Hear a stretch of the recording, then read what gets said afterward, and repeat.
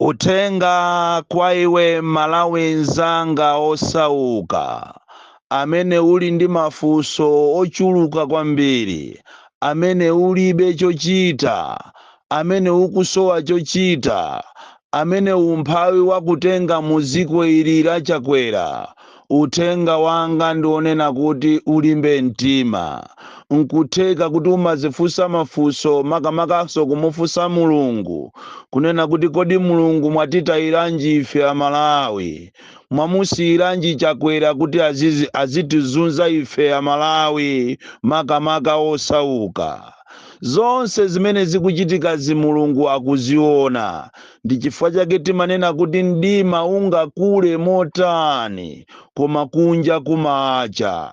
Chimozimozinso zonse zimene zikuchitikazi muno Malawi, zimene zikudabwisa Malawi ambiri, kuchokera kumsanje pakana kuchitipa, nkhotakota pakana kunchinji, umphawi wazaoneni umene wapangisa Malawi ambiri kuchoka muziko lawo kuthawira maiko akunja, umphawi umene wapangisa kuti anthu ambiri azidwala mabipi, umphawi umene wapangisa kuti Amalawi ambiri aziphe, ndipo imfa zozimangirira zachuluka muno Malawi.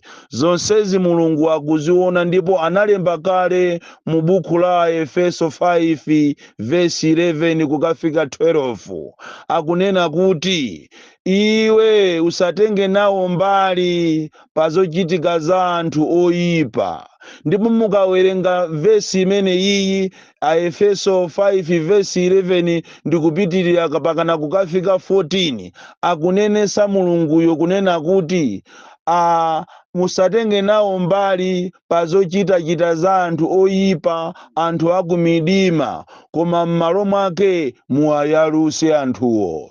Inenso ndikufuna ndikusimikizireni Amalawi kunena kuti ine posatira vesi imeneyi ya Efeso 5 verse 11 pakana kukafika 14, sindingatenge nawo mbali pa zichitochito za anthu oyipa, zichitochito za anthu akumidima, koma ndizayima ndikuwayalusa anthuwo.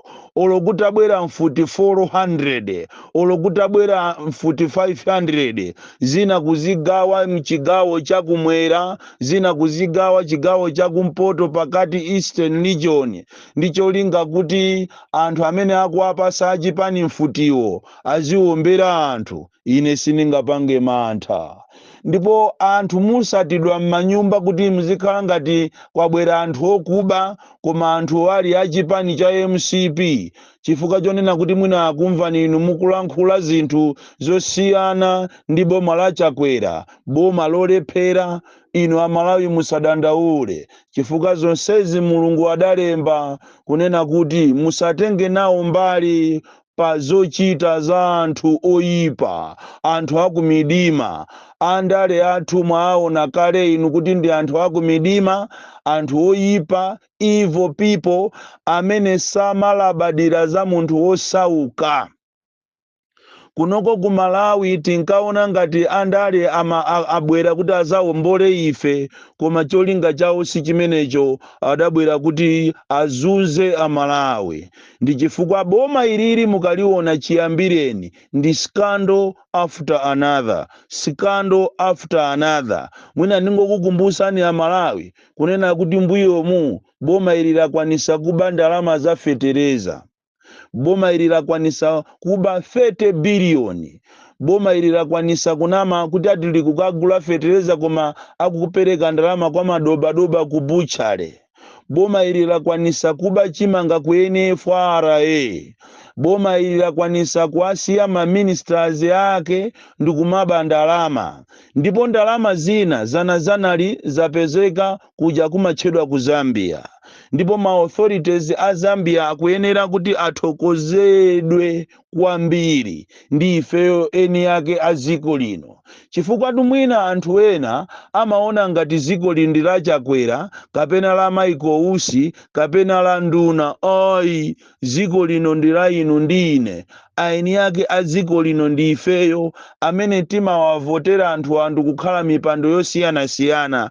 Chomwecho ndikupempheni Amalawi kuti musayiwalire kunena kuti Mulungu ali nafe, ndipo izi zikuchitikazi akumazibweretsa pambalambanda kuti inu anthu amene simukhulupirira, anthu amene mmakayika ukulu wa Mulungu, pang'ono ndi pang'ono muziziwa zimene Mulungu akutichitira, kuwayalusa anthu amene wamopanda mantha makamaka mu dziko la democracy. Chifukwa lero tikayang'ana Chilowereni chakwera pa mpando, palibe chimodzi olo chikuyenda, china chilichonse chinasokonekera. Malawi used to be a great nation. It used to be a haven. Kumene anthu masalale yawo ankakhala masalale, kumene kwacha idali ya mphamvu nthawi imeneyo. Ndipo tikamagula zinthu, munthu ukamagula zinthu kaya ndi ku grocery, kaya ndi kunsika, kaya ndi malo osiyanasiyana, unkagula zinthu ndi zambirimbiri koma ndi ndalama yochepa.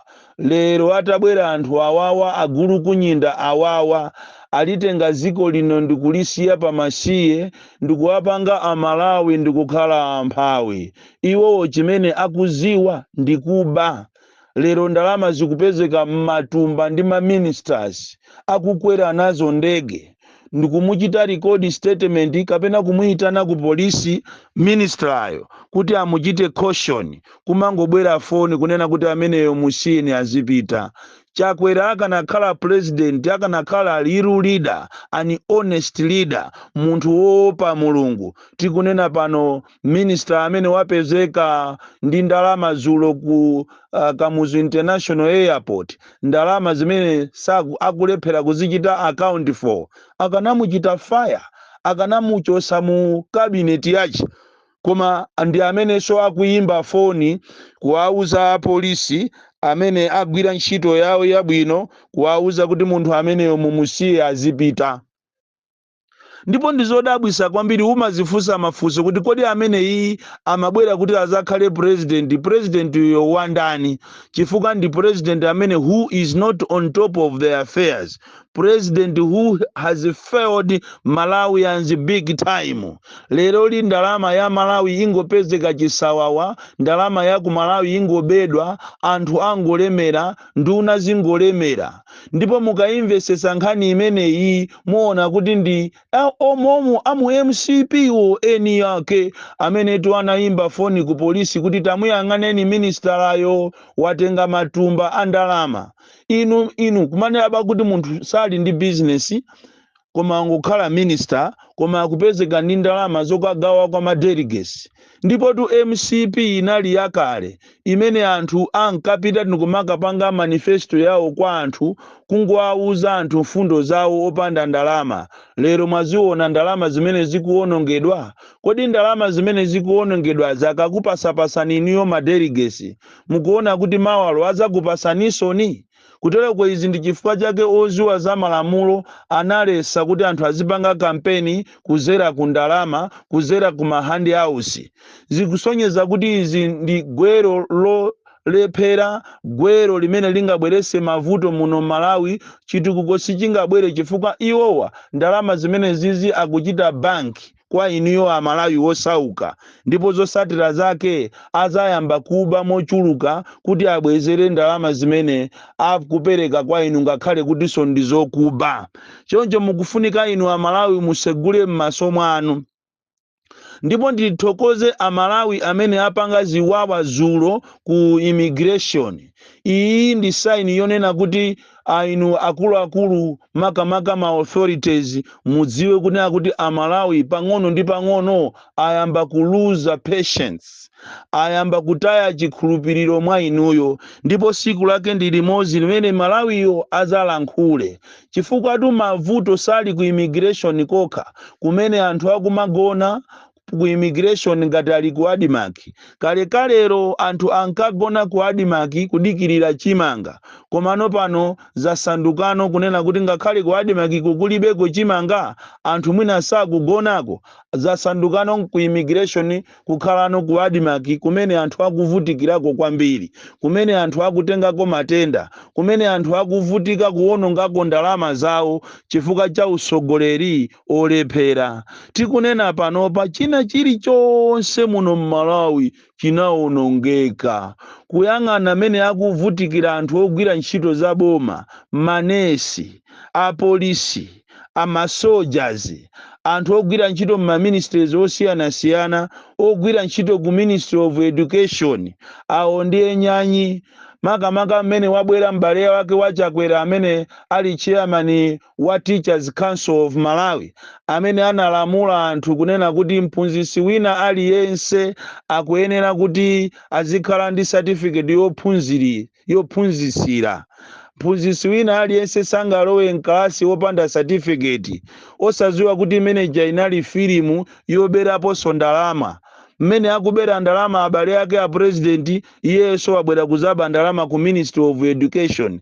Tikunena pano maziphunzitsi ambiri akuvutika, sali pa ntchito, sakupita ku ntchito chifukwa adangopereka ndalama zimene zikusowa kupereka ku Teachers Council of Malawi, koma certificate iyo pakana lero mwezi uno mwina wa 5 sinabwere. Koma nthawi imeneyo ankachita kumakalipa, kumapangira khamani kuti anthu apereke ndalama zokuti apasidwe ma certificate okuti azikaphunzitsa.